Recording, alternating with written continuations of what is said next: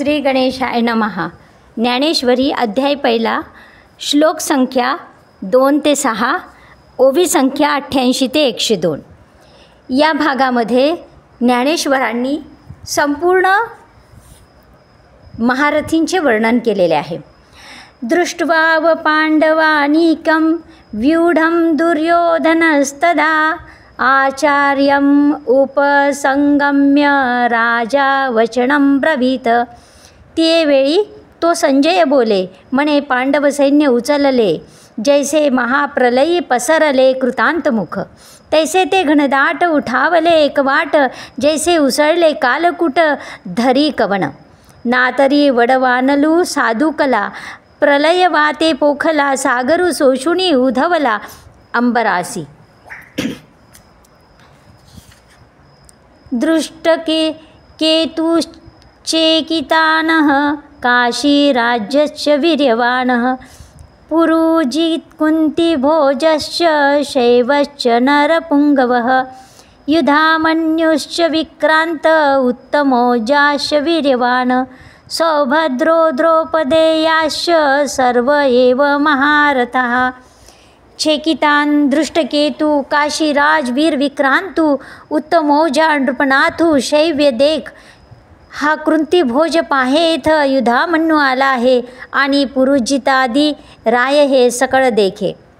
अर्थात ज्यावेळेस धृतराष्ट्राने प्रश्न केला की युद्धात काय चालू आहे हे मला सांग संजयाला, त्यांच्या सारथीला, तेव्हा संजय म्हणाला की पांडवाचे सैन्य अनेक प्रकारच्या रचनांनी करून युद्धासाठी सुसज्ज झालेले आहेत, परंतु दुर्योधनाने त्या सैन्यास जुमानलेले नाहीत।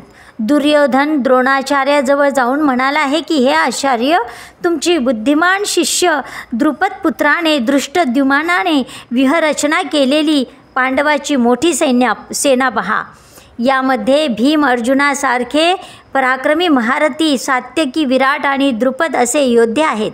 दृष्टकेतू, चेकितान, वीर्यसंपन्न काशीराज, पुरुजित, कुंतीभोज, नरश्रेष्ठ शैव्य आणि पराक्रमी युधामन्यू, वीर्यसंपन्न उत्तमौजा आणि सुभद्रापुत्र अभिमन्यू आणि द्रौपदीचे पुत्र हे सारे महारथी येथे आलेले आहेत।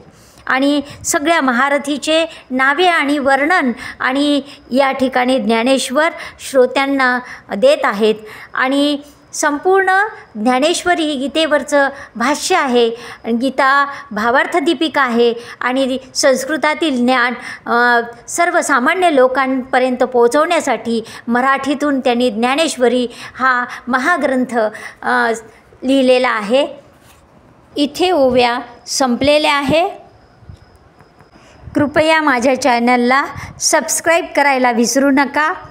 पुढील भागामध्ये आपण पुढच्या ओव्या बघूया। श्री स्वामी समर्थ, श्री गुरुदेव दत्त।